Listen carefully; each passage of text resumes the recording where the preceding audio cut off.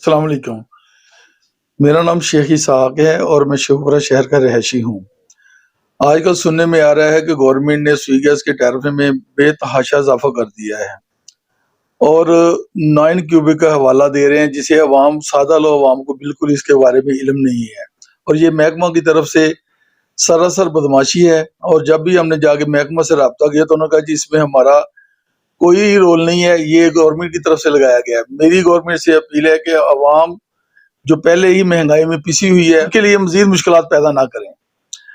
और मेरी वज़ीर आला पंजाब मरियम नवाज़ साहबा से भी इस्तदा है कि इसका फौरी तौर पर नोटिस लेते हुए अवाम को जल्द अज जल्द रिलीफ दिलाया जाए। वफाकी हुकूमत, वज़ीर आज़म पाकिस्तान मियां मोहम्मद शहबाज शरीफ से भी गुजारिश है कि इसका फौरी तौर पर एक्शन लेते हुए अवाम को जो सुई गैस में बेतहाशा इज़ाफ़ा किया जा रहा है, इसमें जल्द अज जल्द रिलीफ दिलवाया जाए।